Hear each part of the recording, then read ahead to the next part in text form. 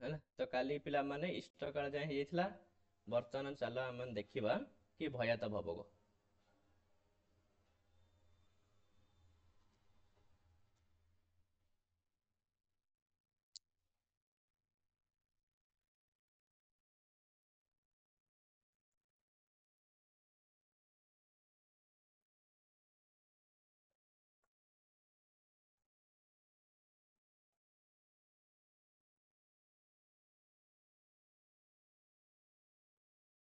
ତାହେଲେ ଆମର ଜନ୍ମ ତାରିଖ ପିଲା ଆମେ ନେଇଥିଲେ କେତେ 19/5/2024 ନାଇଁ କି।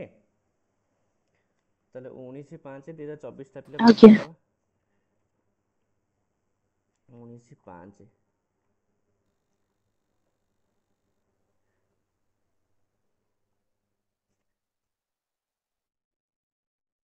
ହେଲା ରବିବାର ପିଲା 19/5/2024।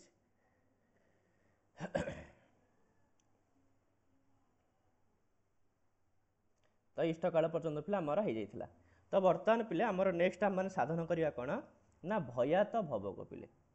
କାହିଁକି ନା ଭୟାତ ଭବକ ପିଲେ ଏଥିପାଇଁ ଆମକୁ ପ୍ରଥମେ ସାଧନ କରିବାକୁ ପଡ଼ିବ। କାହିଁକି ନା ଭୟାତ ଭବକ ନହେଲେ କ'ଣ ହେଇପାରିବନି ଚନ୍ଦ୍ର ସ୍ପଷ୍ଟ ପିଲେ ଆମର ବାହାରି ପାରିବନି ହେଲା। କାହିଁକିନା ସବୁ ଗ୍ରହମାନଙ୍କର ଗ୍ରହ ସ୍ପଷ୍ଟ ସାଧନ ପିଲେ ଗୋଟେ ପ୍ରକାର, କିନ୍ତୁ ଚନ୍ଦ୍ରଙ୍କର ପିଲେ ସେ ସମସ୍ତଙ୍କଠୁ ଟିକେ ନାକୁ ଭିନ୍ନ ପ୍ରକାରରେ ପିଲେ କ'ଣ ହୁଏ ସାଧନ ପିଲେ ହେଇଥାଏ। ତ ସେଥିପାଇଁ ଚନ୍ଦ୍ର ସ୍ପଷ୍ଟ କରିବା ପାଇଁ ହେଲେ ଆମକୁ ପିଲେ କାହାର ଆବଶ୍ୟକତା ପଡ଼ିବ ଭୟାତ ଭବକର ଆବଶ୍ୟକତା ପଡ଼ିବ। ତାହେଲେ ଚାଲ ଭୟାତ ଭବକ ପିଲେ ଆମମାନେ କରିବା। ତାହେଲେ ଭୟାତ ଭବକ ପାଇଁ ପିଲେ ଆମକୁ ଦରକାର ନକ୍ଷତ୍ର ମାନ। ତାହେଲେ ଯେଉଁଦିନ ପିଲେ ପିଲା ଜନ୍ମ ହୋଇଥିଲା 19 ତାରିଖ ମୁଁ ତାର ଫଟୋ ପିଲେ ପଠେଇଦେବି, କାଲି ପଠେଇ ପାରିନି ଆଜି ପଠେଇଦେବି ହେଲା। ତ ଯେଉଁଦିନ ପିଲା ଜନ୍ମ ହୋଇଥିଲା 19 ତାରିଖ ଦିନ ପିଲେ ସେଦିନ ଲେଖା ହେଇଥିଲା ପିଲେ ପାଞ୍ଜିରେ ଏମିତିକା କି ହସ୍ତା ନକ୍ଷତ୍ର ବୁଝିଲ।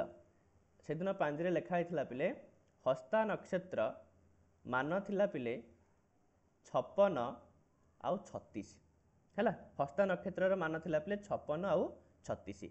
ତାହେଲେ ये जो हस्ता नक्षत्र तार कौन होगा पिले जन्म नक्षत्र होगा, अर्थात पिला पिले हस्ता नक्षत्र ही जन्म होती तार पिले हस्ता नक्षत्र कन्या राशि हो ना नहीं मोरी राशि मोरी नक्षत्र। ताले तार पिले हस्ता नक्षत्र आउ कन्या राशि पिले होगा है। ताले हस्ता नक्षत्र तार जन्म नक्षत्र होगा। ताले हस्ता नक्षत्र पिले पूर्व दिन ये सीना 19 तारिख दिन पिले 18 तारिख दिन कौन थी ना हस्ता नक्षत्र पूर्व नक्षत्र पिले उत्तर फाल्गुनी नक्षत्र बुझे उत्तर फाल्गुनी नक्षत्र। तो उत्तर फाल्गुनी जो नक्षत्र थिला ये है पिलार पिले गत नक्षत्र। आ उत्तर फाल्गुनी नक्षत्र पिले मान केते थिला ना थिला पिले 49-30। ताले ये हो गला पिले कौन ना गत नक्षत्र,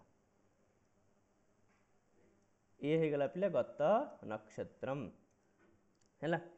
ताले पिले नियम दृष्टि आमकर से कौन पिले नियम कहूँ तो आम मैंने भयात प्रथम साधन करवा। प्रथम तार पिले भयात साधन करिया। भयात साधन केमती करवा 60 माइनस गत नक्षत्र मान। हाँ 60 माइनस गत नक्षत्र मानम आउ पिले प्लस इष्टकाल प्लस इष्टकाल पिले है ये हो गले हो पिले भयात। ताले आम चल पिलार पिले भयात प्रथम साधन करनवा। ताले 60 तो 60 को एमती लिख गत नक्षत्र मान होगा पिले 49-30। ताले 49-30 को पिले माइनस करदे। चलो माइनस करवा पिले के तो 60 तो ये एक पलि आस पिले एक आसले एपटे 60 हो तो 60 रु 30 गले होगा 30 एटी बंचला पिला के 59 रु 49 गले पिले 10-30। ताले 10-30 जो है तो 10-30 आम प्लस करवा के ना इष्टकाल को पिले प्लस करवा।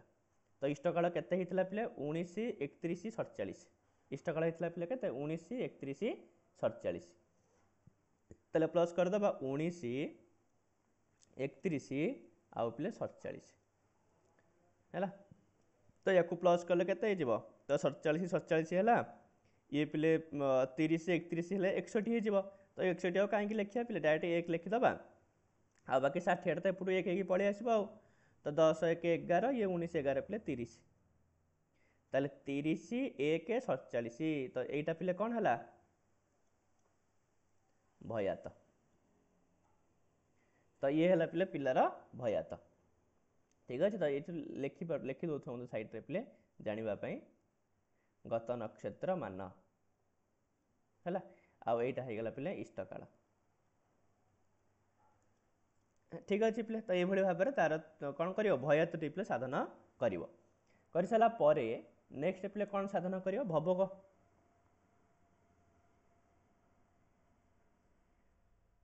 तो भवग पुणी केम साधन कर ना सेम ही कथा पिले तो 60 रु गत नक्षत्र मान माइनस कर तो गत नक्षत्र मान तो आगु माइनस होकर भी थिला तथापि आउ थे करदे कौन अच्छे पिले गत नक्षत्र मान होगा के 49 30 है 49 आउ 30 पिले तो या माइनस करदब ये होगा पिले 30 ये होगा पिले 10 तो 10 30 होगा तापर से कौन मिसेब ना जन्म नक्षत्र मान मिसेब जन्म नक्षत्र मान केते अछि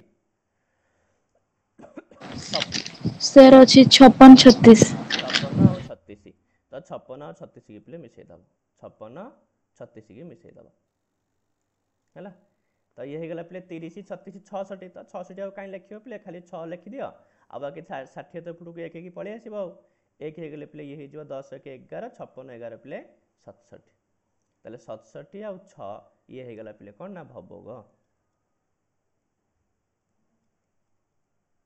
है ये हो पिले भवग ताले एटा हो गला गत नक्षत्र मान ठीक अच्छे पिले आउ एटा हो गला जन्म नक्षत्र मान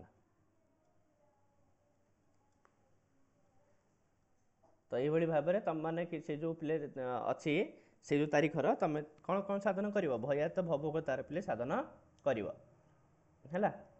तो जो मैंने नक्षत्र मान नक्षत्र मान तक मुझे पिले लिखि दूसरी सेटा जी आम कल के अक्टोबर 2 तारीख नहीं है तुम मैंने जो मैंने करे से कर बुझल उपरे सब जगह दत्त थिला देख जन्म तारीख जन्म समय जन्म स्थान मुझे लिखिदी बुझेगा कि नहीं तो यहाँ कर किंतु यही पाखे पिले मुझे भी मेंशन कर दूसरी पिले सूर्योदयटा जेहेतु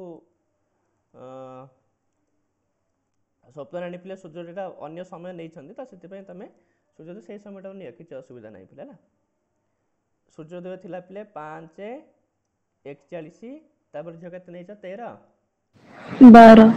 12 तो ये है पिले सूर्योदय तो या नहीं तुम तार देशांतर बेलांतर संस्कार कर समय आ सूर्योदय पिले कौन बाहर कर इष्टकाल तार पिले काढ़ इष्टकाल काढ़ी सारापर भयात भवग कर तो भयात भवग करने तुमको पिले गत नक्षत्र मान दरकार जन्म नक्षत्र मान दरकार तो काली पिले जो 2 अक्टोबर होता तो से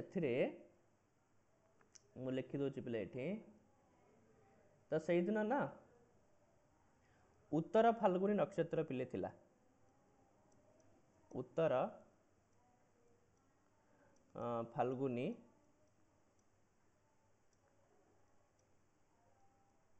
नक्षत्र पिले थिला केतेटा केते थिला पिले ना 18 14 है झिया एटा थिला 18 14 को दिन तो से जो 2 तारीख दिन पिले सर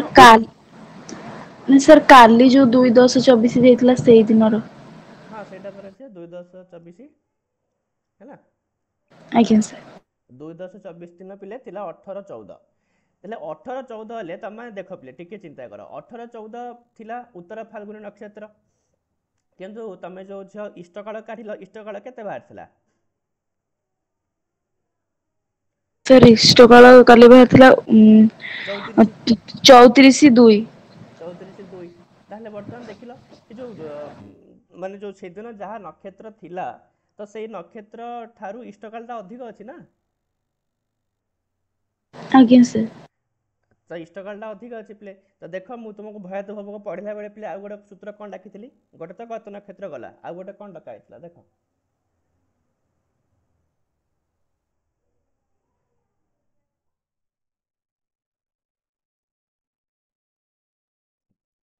अरे देखो ना आउरी गोटे डाकी तुम मानक नियम आज्ञा सर डाकी ଯୋଉ ବେଳେ ବେଳେ ଗତ ନକ୍ଷତ୍ରର ମାନ ଇଷ୍ଟକାଳ ଠାରୁ କମ ରହିଥିଲେ ସେତେବେଳେ ଇଷ୍ଟକାଳ ମାଇନସ ଗତ ନକ୍ଷତ୍ର ଇକ୍ୱାଲ ଟୁ ଭୟାତ ବାହାରିବ ଆଉ 60 ମାଇନସ ସେମିତି ବାହାରିବ ଏଟା। ହଁ ତାପରେ ଭବୋକ ଟା 60 ମାଇନସ ଗତ ନକ୍ଷତ୍ର ପ୍ଲସ ଜନ୍ମ ନକ୍ଷତ୍ର ଭବୋକ ଟା ଠିକ ବାହାରିବ କିନ୍ତୁ ଭୟାତରେ ଇଷ୍ଟକାଳ ମାଇନସ ଗତ ନକ୍ଷତ୍ର।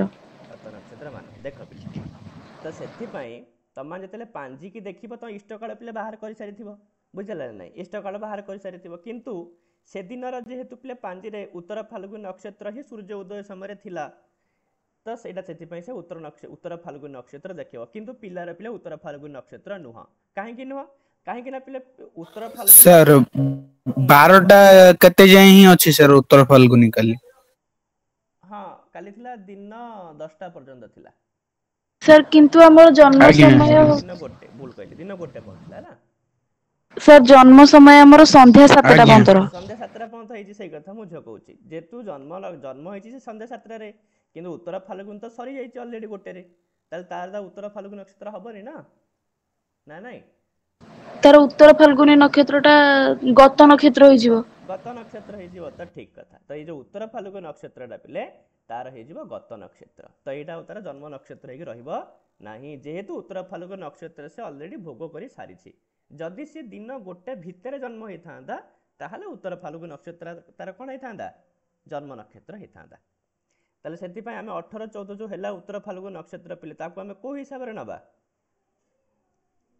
ଗତ ନକ୍ଷତ୍ର ଅନୁସାରେ। ସାର୍ ଗତ ନକ୍ଷତ୍ର। ଗତ ନକ୍ଷତ୍ର ହିସାବରେ ନବା। ଯଦି ଏଇଟା ଗତ ନକ୍ଷତ୍ର ହେଲା, ତେବେ ତା ପରଟା ପିଲେ ତାର ଜନ୍ମ ନକ୍ଷତ୍ର ହବ, ମାନେ କୋଉଟା? ହସ୍ତା। ତାର ପିଲେ ଜନ୍ମ ହସ୍ତା।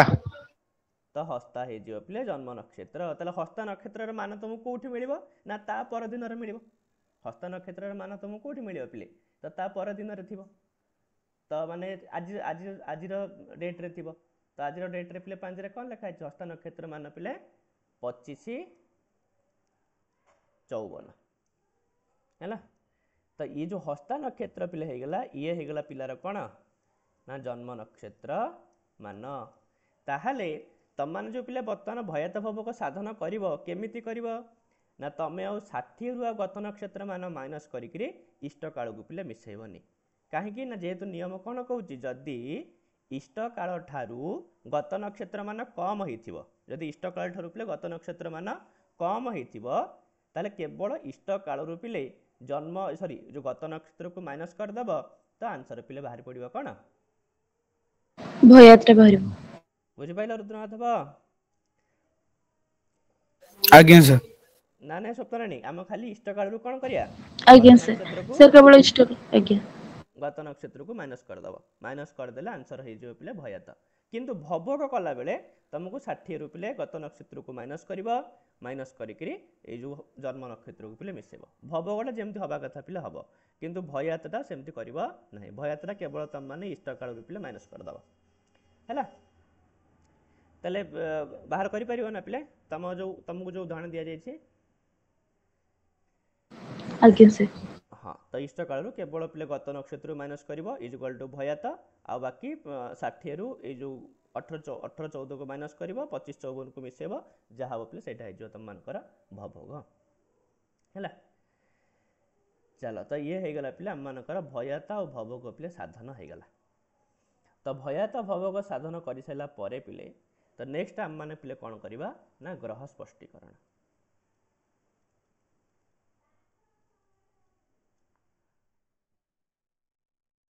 ହେଲା।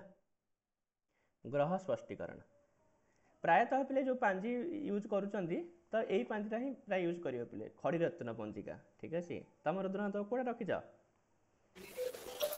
ଆଜ୍ଞା, ଖଡ଼ିରତ୍ନ ରଖିଛି ସାର୍। ଆଉ ତମେ କହିଲ ଯେ 12ଟା କେତେ ପହଞ୍ଚିଲା ବୋଲି ଉତ୍ତର ଫାଲ୍ଗୁନି ନକ୍ଷତ୍ର? ଖଡ଼ିରତ୍ନ ପଞ୍ଜିକା ସାର୍ ସେଇଟା ମୁଁ ଫୋନରେ ସାର୍ ସେଇଟା ଫୋନରେ ଦେଖିଲି ସାର୍। ଖଡ଼ିରତ୍ନ ପଞ୍ଜିକା ଅଛି, ଦାଣ୍ଡ ଘରେ ରଖିଛି ତ ସାର୍। ହଁ, ଏଇ ଯୋଉ ଶ୍ରୀ ରାଧାରମଣ ପ୍ରେସ୍, ସେ ଯୋଉ ଖଡ଼ିରତ୍ନ ଆଜ୍ଞା ପଞ୍ଜିକା, ଆଜ୍ଞା ରାଧାରମଣ ପ୍ରେସ୍ର ଶ୍ରୀ ଜଗନ୍ନାଥ ପଞ୍ଜିକା, ସେଇଟା ଟିକେ ଭଲ ପାଞ୍ଜି ପିଲେ। କାହିଁକି ନା ସେଥିରେ ବହୁତ ସାରା ଆମ କଲେଜର ସାର୍ ମାନେ ସବୁ ମିଶିକି ସେଇଟା ସବୁ କରିଥାନ୍ତି, ବୁଝିଲ ନା ନାଇଁ? ସେଥିରେ ଦେଖିବ ଜ୍ୟୋତି ସାରେ, ନୀଳମାଧବ ସାରେ, ଆଙ୍କ ସବୁ ଫଟୋ ଥିବ ହେଲା। ଆଜ୍ଞା, ଅତୁଲ ସାରଙ୍କର ବି ଅଛି। ଅତୁଲ ସାର୍ ବି ତାର ପିଲେ ମୁଖ୍ୟ ଅଛନ୍ତି, ତାଙ୍କରି ଫଟୋ ତ ମାନେ ଭଲ ପାଞ୍ଜି ପିଲେ ସେଇଟା।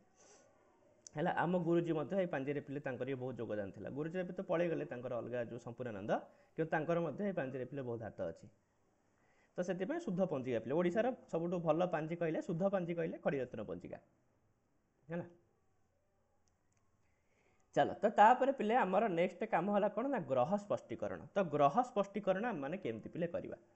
ତାହେଲେ ଗ୍ରହ ସ୍ପଷ୍ଟୀକରଣ ପିଲେ ଆମମାନେ କେମିତି କରିବା ନା ପ୍ରତିଦିନ ପାଞ୍ଜିରେ ପିଲେ କ'ଣ ହେଇଥାଏ ନା ଗ୍ରହ ସ୍ପଷ୍ଟ ପିଲେ ଦେଇ ଦିଆଯାଇଥାଏ। ପ୍ରତିଦିନ ପିଲେ ଗ୍ରହ ସ୍ପଷ୍ଟ ଦେଇ ଦିଆଯାଇଥାଏ। କିନ୍ତୁ ଯେଉଁ ଗ୍ରହ ସ୍ପଷ୍ଟ ଦିଆଯାଇଥାଏ ସେଇଟା ପିଲେ କେଉଁ କାଳୀନ ନା ସୂର୍ଯ୍ୟ ଉଦୟ କାଳୀନ, ଅର୍ଥାତ ସୂର୍ଯ୍ୟ ଉଦୟ ସମୟରେ ସେତିକି ପିଲେ ଗ୍ରହ ସ୍ପଷ୍ଟ ଥିଲା। ବୁଝିହେଉଛି? ଅର୍ଥାତ ଆମେ ଆଜି ପିଲେ ଗୋଟେ ଦୁଇଟା କରିବା, ଆଉ ବାକି କାଲି କରିବା। ମନେକର ଆମମାନେ ପିଲେ ରବି ସ୍ପଷ୍ଟ କରିବା। ପ୍ରଥମେ ଆମମାନେ ରବି ସ୍ପଷ୍ଟ କରିବା ହେଲା। ତାହେଲେ ରବି ସ୍ପଷ୍ଟ କରିବା ଆମର ପିଲେ ଯେଉଁ କ'ଣ ପିଲା ଜନ୍ମ ହେଇଛି 19 ତାରିଖ ଦିନ ହେଲା। ତ 19 ତାରିଖ ଦିନ ରବି ସ୍ପଷ୍ଟ ପିଲେ ଥିଲା କେତେ ନା ରାଶି କୁଆଡ଼େ ଗଲା, ରାଶି ଥିଲା ପିଲେ ବୃଷ, ବୃଷ ହେଲେ 1 ହେଲା। ତ ରାଶି 1 3 अंश 57 କଳା ଆଉ ପିଲେ 16 ବିକଳା। 3 अंश 57 କଳା 16 ବିକଳା। ଏଇଟା ପିଲେ କେଉଁ ଦିନର ଥିଲା ନା 19/5/2024 ଦିନ ହେଲା। ତାହେଲେ ଏଇଟା ଯେଉଁ ଥିଲା ପିଲେ ଯେଉଁ ଗ୍ରହ ସ୍ପଷ୍ଟ ଥିଲା 1 3 57 16 ଏଇଟା ପିଲେ କେଉଁ ସମୟର? ସୂର୍ଯ୍ୟ ଉଦୟ ସମୟର। ଏଇଟା ପିଲେ ସୂର୍ଯ୍ୟ ଉଦୟ ସମୟର। କିନ୍ତୁ ଆମର ତ ପିଲା ପିଲେ ସୂର୍ଯ୍ୟ ଉଦୟ ସମୟରେ ଜନ୍ମ ହେଇନି, ଆମର ତ ତା ବହୁତ ପରେ ଜନ୍ମ ହେଇଛି। ତାହେଲେ କ'ଣ ପିଲା ଯେତେବେଳେ ଜନ୍ମ ହେଲା ତ ସେଇ ରବି କ'ଣ ଏତିକିରେ ହିଁ ଥିବେ? ରବି ଯାହାହେଲେ ତ ଟିକେ ନାକୁ ଆଗକୁ ପିଲେ ଘୁଞ୍ଚିଥିବେ ନା ନାହିଁ? ତାହେଲେ ସେ ଯେଉଁ କେତେ ଘୁଞ୍ଚିଲେ ସେଇଟାକୁ ପିଲା ଆମକୁ ବାହାର କରିବାର ଅଛି, ଆଉ କିଛି କଥା ନାହିଁ। ତ ସେଇଟା ଆମମାନେ କେମିତି ବାହାର କରିବା ନା ଆମମାନେ ଗୋଟେ ପିଲେ ମାନେ ଅନୁପାତରେ ବାହାର କରିବା। କେମିତି ଅନୁପାତଟା ପିଲା ହେବ ନା 19 ତାରିଖ ଦିନ ସୂର୍ଯ୍ୟ ଉଦୟ ସମୟରେ ଏତିକି ଥିଲା ପିଲେ ରବି ସ୍ପଷ୍ଟ। ତାପରେ ଆମେ 20 ତାରିଖ ଦିନ ଦେଖିବା ରବି ସ୍ପଷ୍ଟ ପିଲେ କେତେ ଅଛନ୍ତି। 20 ତାରିଖ ଦିନ ଅଛନ୍ତି ପିଲେ ତ 1 ରାଶି 4 अंश 55 କଳା ଆଉ ପିଲେ 0 ବିକଳା। ଇଏ ହେଲା କେଉଁ ତାରିଖର ନା 20 ତାରିଖର, 20/5/2024ର। ତାହେଲେ 19/5/2024 ସୂର୍ଯ୍ୟ ଉଦୟ ବେଳେ ଥିଲା ଏତିକି, 20/5/2024 ସୂର୍ଯ୍ୟୋଦୟ ବେଳେ ଅଛି ଏତିକି। ତାହେଲେ ଗୋଟେ ସୂର୍ଯ୍ୟୋଦୟରୁ ଆଉ ଗୋଟେ ସୂର୍ଯ୍ୟୋଦୟ ଆମମାନେ ଜାଣିଛେ ପିଲେ କେତେ ଘଣ୍ଟା? କେତେ ଘଣ୍ଟା ପିଲେ? ଗୋଟେ ସୂର୍ଯ୍ୟୋଦୟରୁ 24 ଘଣ୍ଟା। 24 ଘଣ୍ଟା। ଆଉ ବାକି ଆମେ ତ ପିଲେ ଘଣ୍ଟାକୁ ନେବାନି, ଆମେ ତ ଘଟି ହିସାବରେ ନେବା। ତାହେଲେ 24 ଘଣ୍ଟା ଇଜୁକାଲ ଟୁ ପିଲେ କେତେ ଘଟି? 60 ଘଟି। 60 ଘଟି ନା ନାହିଁ? ତ ସମ୍ପୂର୍ଣ୍ଣ ଯେଉଁ ଦିନ ପିଲେ ହେଲା 60 ଘଟି। ଅର୍ଥାତ 60 ଘଟିରେ ପିଲେ ରବି ଏତିକି ଗତି କରିଛନ୍ତି। କେତେ ଗତି କରିଛନ୍ତି ନା ଆମେ ପିଲେ କ'ଣ କରିବା ଏ ଯେଉଁ ପରଦିନରୁ ପୂର୍ବ ଦିନକୁ ପିଲେ ମାଇନସ୍ କରିଦେବା। ଅର୍ଥାତ ରାଶି 1 4 55 0 ଏତିକିରୁ ପିଲେ ମାଇନସ୍ କରିବା ଆଜିର ଏଇ ସରି ଯେଉଁ ପିଲା ଜନ୍ମ ହେଇଛି ପିଲେ ରାଶି 1 3 57 16।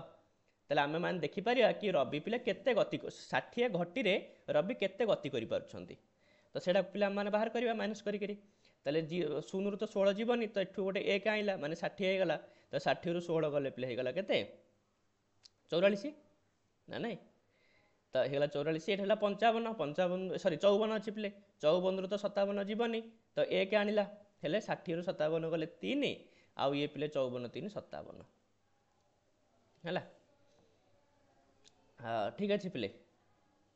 ତାପରେ ସେଥିରୁ ଏଠି ତ 1 ପଳେଇଛି ଅଲରେଡ଼ି, ତ ଆଉ ଖାଲି କେତେ ଅଛି ପିଲେ ତ 3 ଅଛି। ତ 3ରୁ 3 ଗଲେ 0 ହେଇଯିବ।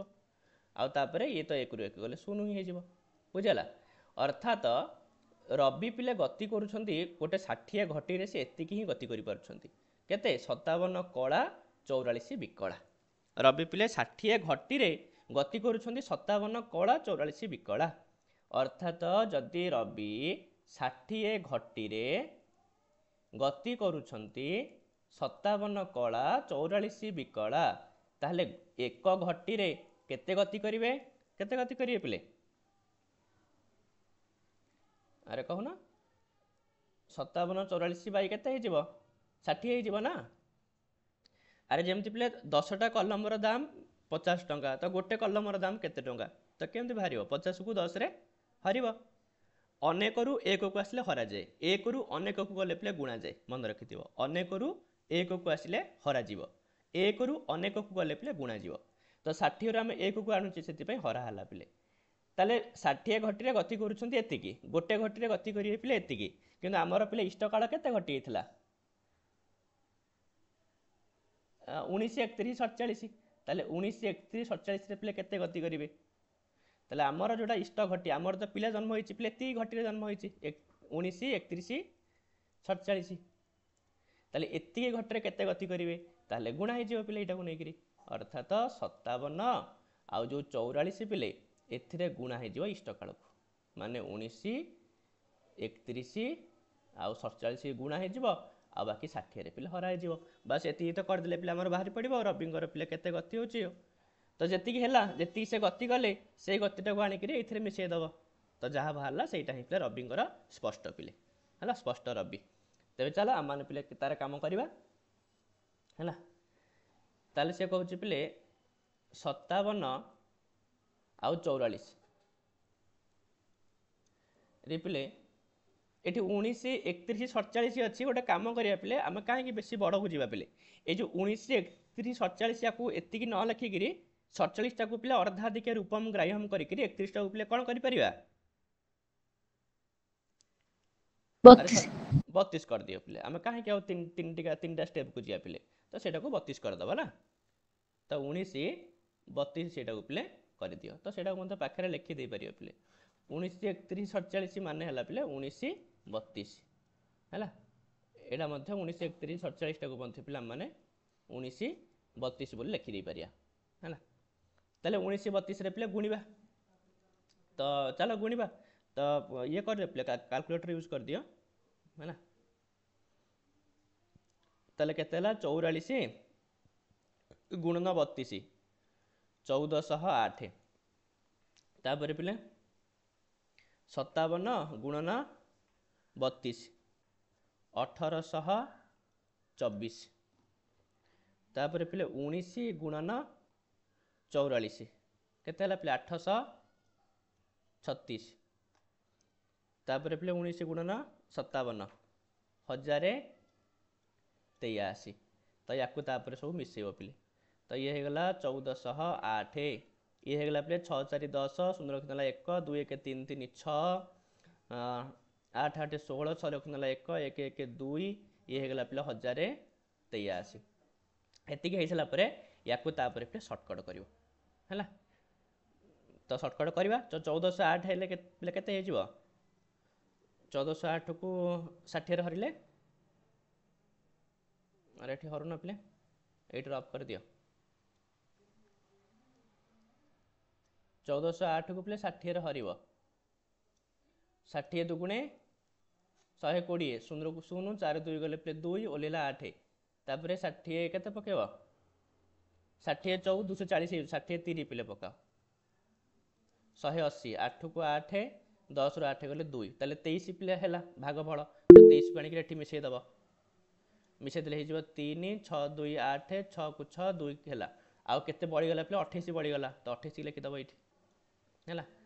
ତାପରେ ପିଲେ 1083 ହେଲା। ଆକୁ ଆହୁରି ସର୍ଟକଟ୍ ହେବ ପିଲେ 2683 ପୁଣି ସର୍ଟକଟ୍ କରିବ, ତାହେଲେ 2683 କି ପିଲେ 60ରେ ହର, ତ 60 4 240 8କୁ 8 6ରୁ 4 ଗଲେ 2 3, ତାପରେ 60 4 240 3 କି 3 8ରୁ 4 ଗଲେ 4 ହେଲା।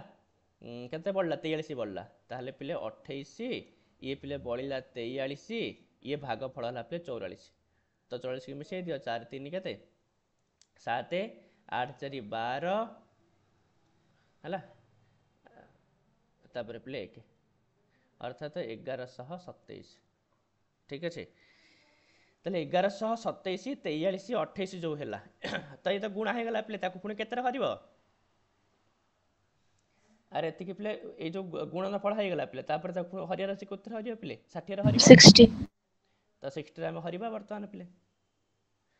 ताले लिखियो पिले 1127 43 28 याकू हरिबा पिले 60 रे ताले 60 रे पिले हरिबा ताले 60 रे हरिले हे जिवो पिले केते ना 60 के पड़िबो 60 के 60 तो 2 11 6 गले 5 ओल्हेला पिले 7 तापर 60 8 480 60 नुआ 540 हो जाउछि तो 60 8 पिले 480 तो 7 को 7 12 रु 8 गले पिले 4 तो हे गला एतिकी रहयो पिले हला तापर याकू पुणी आउरी आगु स्टेप बढ़िया कहीं आउरी मते अच्छी संख्या पिले तो सेति पे याकू 60 रे गुणिबो तो 0 हे गला 6 7 42 2 रखिनला 4 6 4 24 4 28 सेति मिसियो पिले 43 मिसिले केते हे जो 3 4 2 6 8 2 8 6 3 तापर 60 चौक 240 6 को 6 8 रु 4 गले 4 ओल्हेला पिले 3 तो 60 8 नहीं 60 7 420 ना नहीं तो 3 6 2 गले पिले 4 43 है तो 43 है ताकू पुणी पिले 60 रे गुणिब तो 60 रे गुणिब पुणी जहाँ भी हम तो सही एका ही बाहर पिले बुझे तो 60 रे गुणी देले केते हो 43 की 0 तापर पिले 6 3 की 18 8 गला 1 6 24 1 25 2580 2580 तापर पुणी मिसेब पिले केते 28 मिसेब ना नहीं मिसेले केते हो 8 को 8 8 2 10 0 गला 1 5 1 6 2 तो 2 6 0 8 पिले हैला तापर 60 रा को हरिबो 60 केते पकेबो पिले 260 अच्छे माने 60 चौक 240 तो हो गला केते 0 ये 6 ରୁ 4 गले पिले 2 ओलेला पिले 8 ये पुणी पकेबो 60 3 की 180 तो भागशेष बलियो पिले 28 ताले ये जो 18 47 43 हैला पिले तो एटा को तमे को हिसाब रे नबो पिले जेहेतु आमर आंसर पिले कला विकला हिसाब से बाहर था तो ताकू तुम मैंने कला विकला हिसाब से ही नब अर्थात 18 कला 47 विकला आ 47 विकला आउ कौन आगू पिले जीव कि आउ तो आगू जीवार ना ताले ये जो 23टा पिला अच्छे 23 की तुम मैंने अर्धाधिक रूपम ग्राह्यम करी ये 47 पिले कौन कर 48 कर दे पारिबो हैला ताले 18 कला 48 विकला अर्थात आमर जो माने पिला जन्म समय बेले सूर्य पिले एतिकी ही गति करथिले 18 कला आउ 48 विकला ताले ये 18 कला 48 विकला को पिले सूर्योदय कालीन जो रवि स्पष्ट अच्छी से मिसई देले पिले आमर ग्रह स्पष्ट हो गला अर्थात सूर्योदय समय जो ग्रह थिला पिले रवि थिला आमर केते ना राशि 1 तापर 3 अंश 57 कला आउ 16 विकला थिला तो से पिले मिसई दब केते मिसैब ना 18 48 18 48 तो मिसई दब मिसई देले केते हो पिले 8 6 14 4 रखिनला 1 तो 4 2 6 तो 6 कहीं लिखियो 0 लिखि दियो एपटू 1 नहीं आसियो पिले ना नहीं तो 7 1 8 8 8 16 6 रखिनला 1 5 1 6 1 7 तो आ 7 लिखिबनी 1 लिखिबो